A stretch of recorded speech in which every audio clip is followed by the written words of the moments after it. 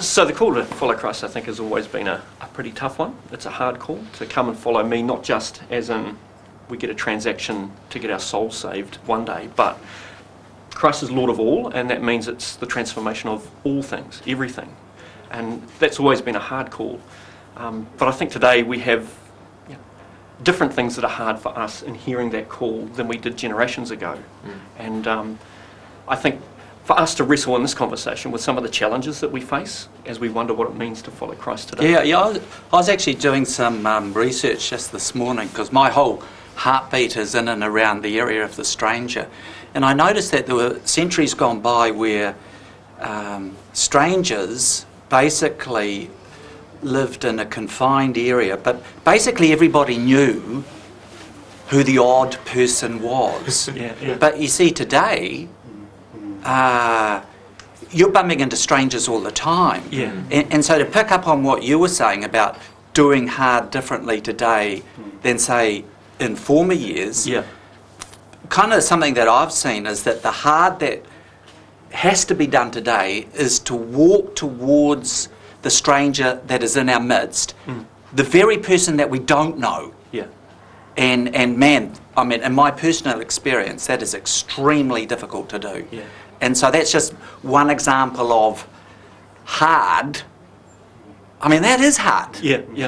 And I think Jesus calls us to that. And in a society where we're all strangers to one another. A mobile society. I mean, it's an atomized society. A Facebook society where there is that distance. When you think about historically, just a generation or two ago, people were so much less mobile.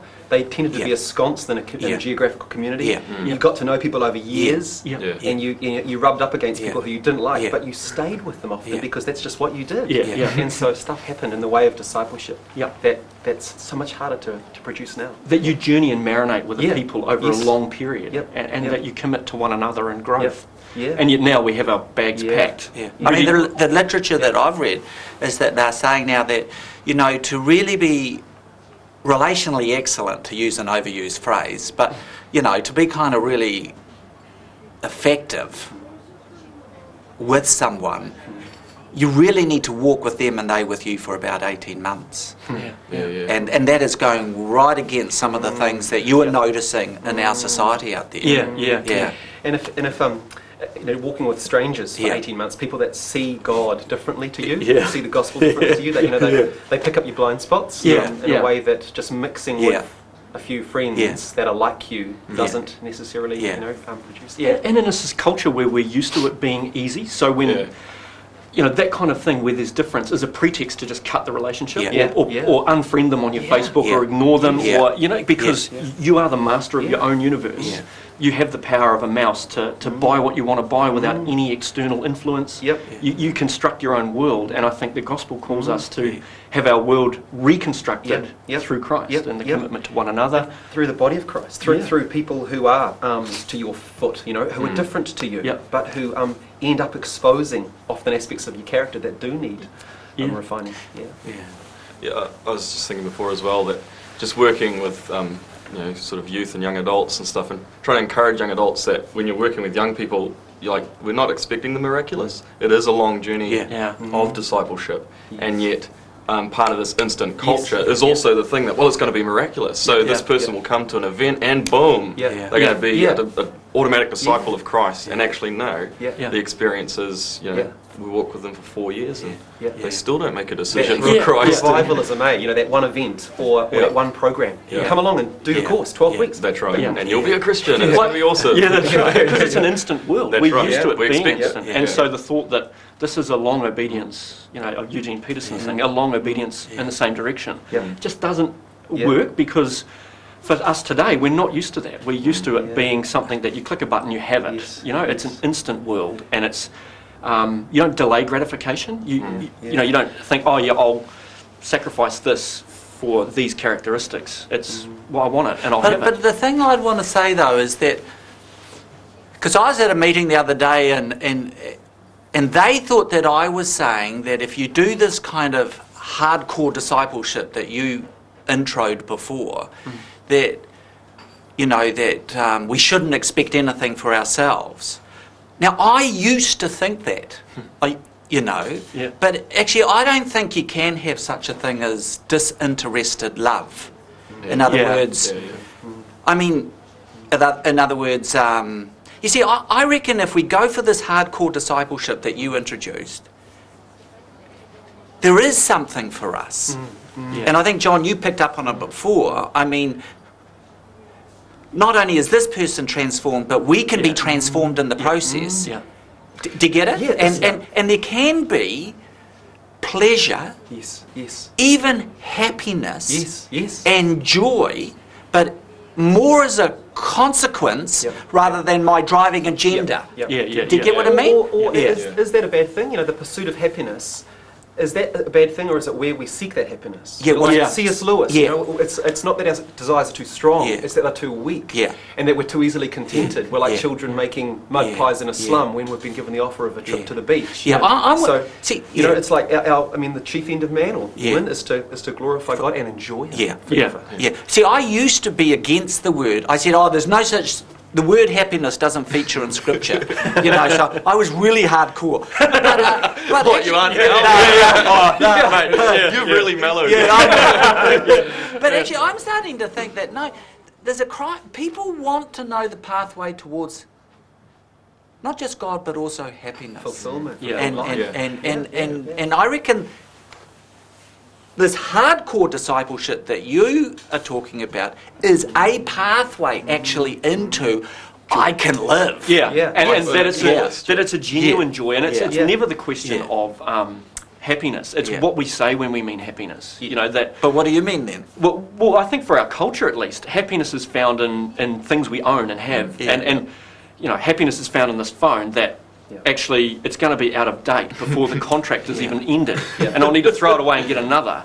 And so Augustine's saying, our hearts are restless until they find rest in God. But you don't want to go the way, you know, you hear this song, you know, these worship people, and they sing this song these days, All I Need Is Jesus. I think that's bunkum.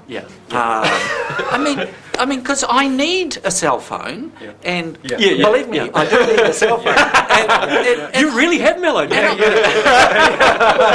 And I have an iPad. So I'm an early adapter. But I have happiness and joy in those things. So what am I trying to say then? But I'm not saying that the happiness is solely in those things. But I'm really rapt that I've got a house. I'm really rapt that I can eat the food that I can eat, and there's an element of joy in that.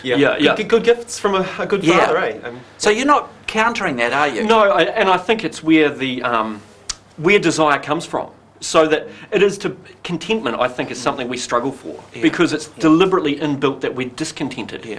That no sooner do we buy the phone or the house that we need to extend it, and then we need a bigger. Then we need to upgrade and build another story upwards, or we need a bigger boat, or we need a bigger garage to fit the boat in. And it's unplugging from that to say, actually, I am content in this because my contentment isn't found in stuff but God. So it's not taking away that happiness, or that source of joy. That good gift. I think it's just somehow reminding ourselves and those that we serve that there is an even greater source of joy. God Himself, right? So we're not just suggesting that we become ascetics who wander off to the hills. But so I think in preaching and in our life as a community, it's actually keeping Christ in the crosshairs of our, so that that's the ultimate source. He is the ultimate source of happiness. We're the doctrine of humanity. Who are we? Going right back to the beginning. Do we do that enough? I mean, I am a person who's made in the image of a triune God.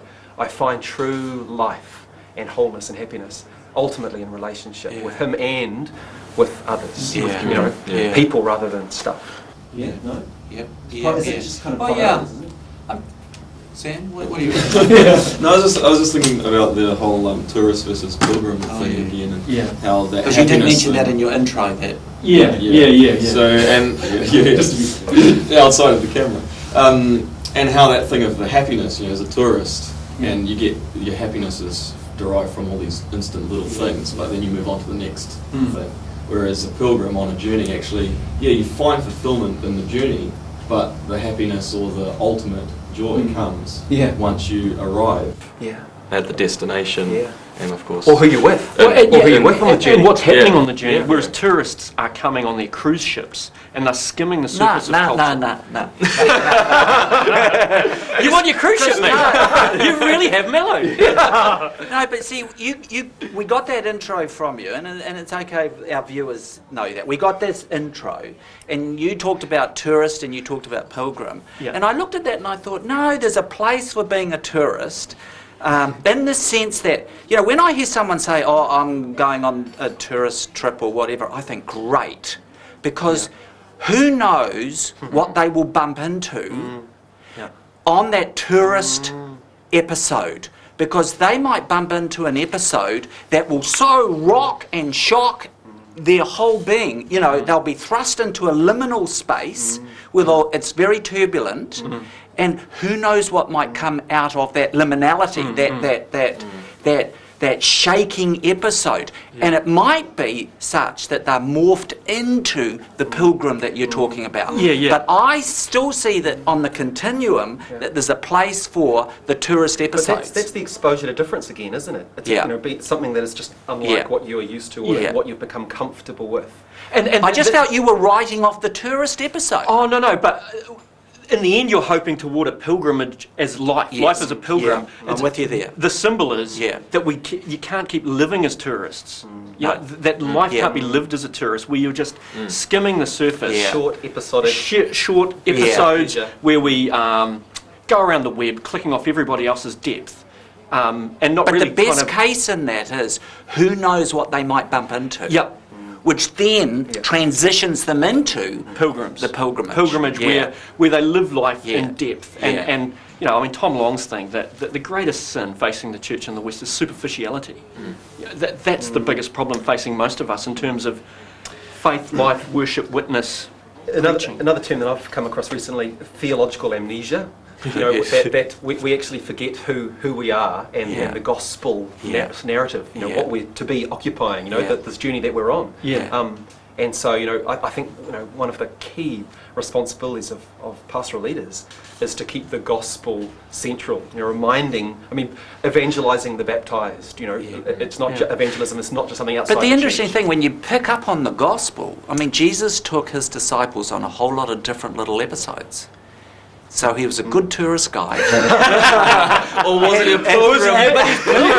They're on a pilgrimage. Yeah, that's right. He knew where he was going. Well, no, but he did say, hey, look, there could be something around the corner, thus the tourist image.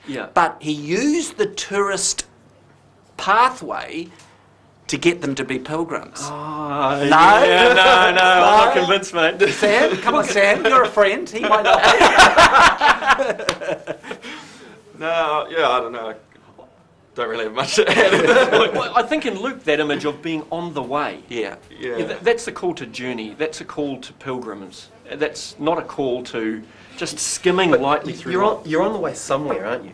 Yeah. Jesus, you know, I must go to Jerusalem. You know, I've got a place I'm going to, and so I think that's an issue of question of destiny and purpose, isn't it? Yeah. What's the purpose? But it's also an issue of serendipity, randomness, chaos on the way. Absolutely. And you don't know what you'll bump into, which goes more with the tourist motif.